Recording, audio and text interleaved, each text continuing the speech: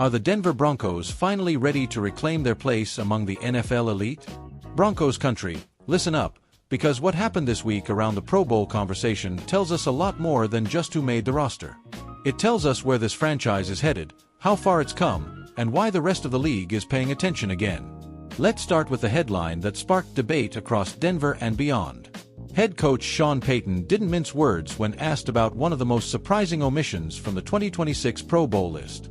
Safety Talanoa Hufanga was conspicuously absent, listed only as a fourth alternate despite what many inside the building view as a standout season. Payton called it like he saw it. "He's had a fantastic season," Payton said, and that simple statement carried weight. When a Super Bowl winning coach says that publicly, people around the league take notice. Now here's the context. At 12-3, the Broncos didn't just sneak back into relevance, they kicked the door down. Denver co-led the NFL in Pro Bowl selections this year, sending 6 players outright and earning recognition for 13 total when alternates are included.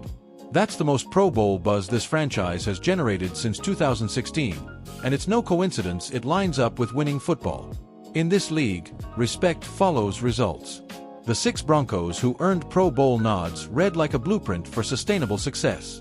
Zach Allen anchoring the defensive line. Garrett Bowles protecting the edge after years of criticism and perseverance. Nick Bonitto terrorizing quarterbacks off the edge. Quinn Meinerz, the lunch pail guard, becoming one of the best interior linemen in football. Patrick Surtain too continuing to validate his status as an elite shutdown corner. And Courtland Sutton, back on the national stage with his first Pro Bowl selection since 2019. That list matters, because it reflects balance. This isn't a one-star team. This is a roster built across the trenches, the secondary, and the skill positions. And when Payton personally called each player to deliver the news, it reinforced something important: culture. This is Broncos football. Accountability, development, and results. Of course, the snubs sting. Hufanga isn't alone. Bo Nix, the rookie quarterback tasked with steering this resurgence, landed as a second alternate. Marvin Mims Jr., Adam Prentice, Alex Singleton, and Jonathan Cooper all found themselves just outside the main list. And yet, even in disappointment, there's perspective. As Nick Bonitto said, this recognition is a byproduct of team success. Winning creates opportunities. Winning creates visibility. To understand why this moment feels different, you have to zoom out. This is a franchise defined by standards. From the John Elway era, when Denver became synonymous with toughness and late-game heroics, to the back-to-back Super Bowls of 1997 and 1998 powered by Terrell Davis.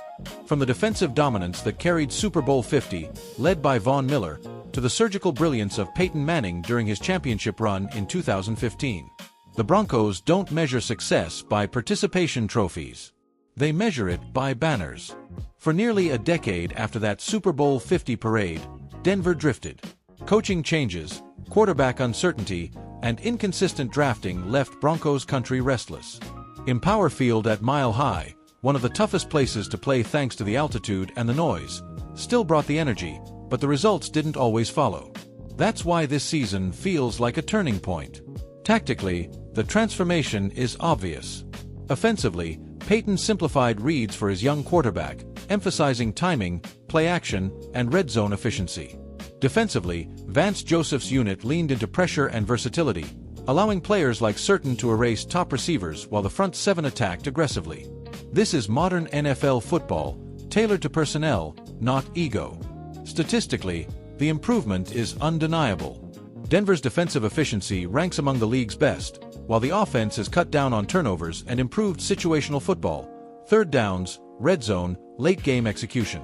Compare that to the post-2016 seasons, and the contrast is stark. This team closes games now.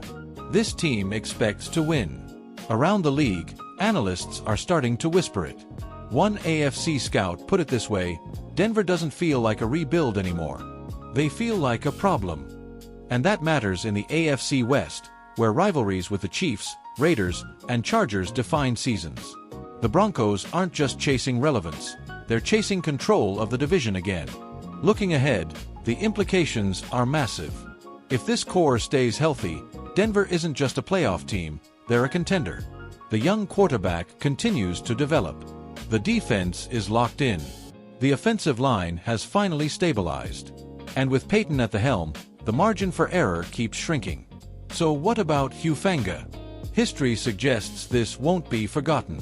Pro Bowl snubs have a way of fueling great players, and if this defense gets even more motivated, the rest of the NFL should be careful. Because recognition or not, the Broncos are back on the map. Broncos Country, this is the moment you've been waiting for. The altitude is still unforgiving. The crowd is still relentless. And the standards are still championship level. Buckle up, because the road ahead isn't about rebuilding anymore. It's about contending.